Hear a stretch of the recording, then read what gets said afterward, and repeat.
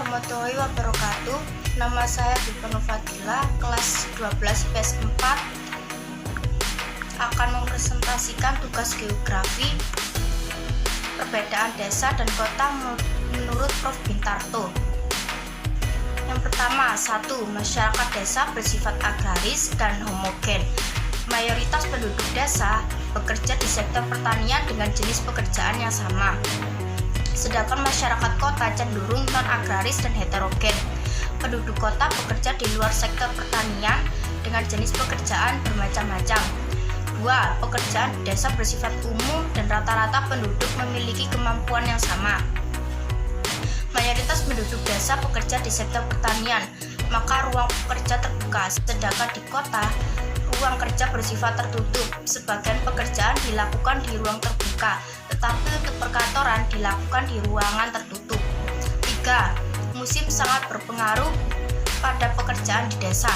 Curah hujan sangat berpengaruh pada kegiatan pertanian, baik sawah, irigasi maupun ladang. Sedangkan musim tidak berpengaruh pekerjaan di kota, hanya cenderung menjadi faktor penghambat. 4. Pekerjaan di desa bersifat umum dan rata-rata penduduk memiliki kemampuan sama. Sedangkan pekerjaan di kota bervariasi dan ada spesialis pada bidang tertentu. 5. Di desa jarak rumah dan tempat kerja cenderung dekat sehingga sarana transportasi tidak terlalu diperlukan. Sedangkan di kota jarak rumah dan tempat kerja kebanyakan jauh sehingga sarana transportasi sangat diperlukan.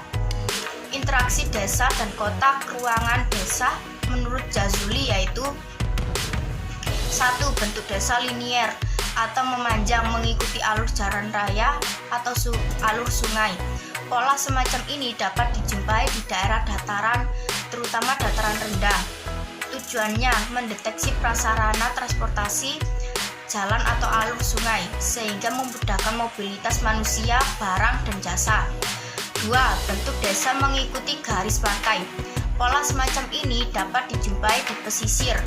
Tujuannya mengikuti garis pantai karena mayoritas penduduk sumber perekonomian berasal dari pesisir dan laut sehingga dekat bahan baku. 3. Bentuk desa. Terpusat bentuk desa semacam ini banyak dijumpai di wilayah pegunungan. Tujuannya agar penduduk yang berasal dari keturunan yang sama sehingga antara sesama warga masih merupakan saudara atau kerabat. 4. Bentuk desa mengelilingi fasilitas tertentu. Bentuk semacam ini banyak dijumpai di wilayah dataran rendah dan memiliki fasilitas umum. Dimanfaatkan oleh penduduk setempat seperti mata air, danau, waduk, dan fasilitas lainnya. Tujuannya agar para penduduk dekat dengan fasilitas kebutuhan dalam kehidupan. Pola keruangan desa menurut Profesor Bintarto yaitu 1. Mengikuti pantai. Di daerah pantai susunan desa, nelayan berbentuk memanjang sepanjang pantai. 2. Menyebar. Pola desa di daerah kars gunung adalah tersebar atau scattered, merupakan nukleus yang berdiri sendiri.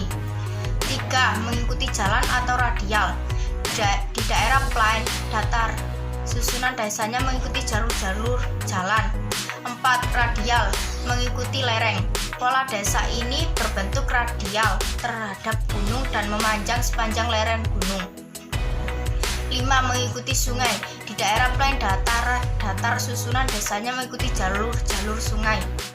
Pola keruangan kota atau struktur kota ada 3 yaitu 1. Teori sektor. Zona 1 daerah pusat kegiatan DBK atau Central Business District CBD. Zona 2 daerah grosir dan manufaktur. Zona 3 pemukiman kelas rendah. Zona 4 pemukiman kelas menengah. Zona 5 pemukiman kelas atas. Kedua, teori inti ganda atau pusat kegiatan banyak.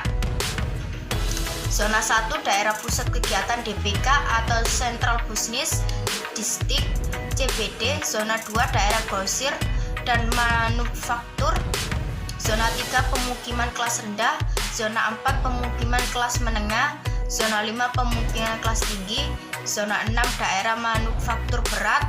Zona 7 daerah di luar PDK, zona 8 pemukiman suburban, dan zona 9 daerah industri suburban. Yang ketiga, teori ketinggian bangunan.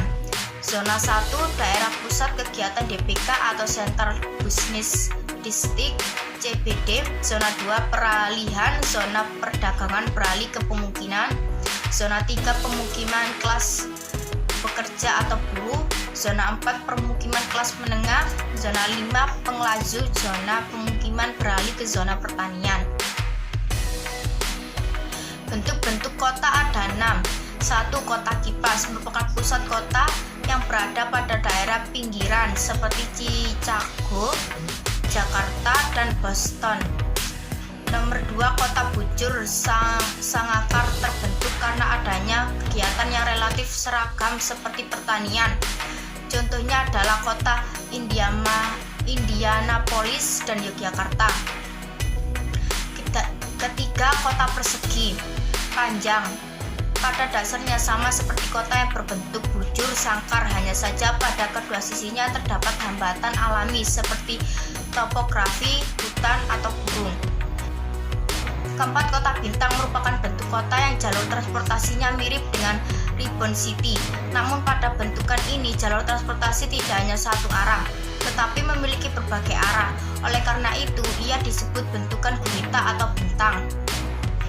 Kelima, kota bulat merupakan bentuk kota yang dianggap ideal karena jarak dari pusat kota ke ujung-ujung terluar kota hampir sama. Keenam, kota memanjang Ribbon City. Dari bentuknya yang sangat memanjang dapat terlihat bahwa perkembangan kota ini sangat didominasi oleh peranan jalur transportasi.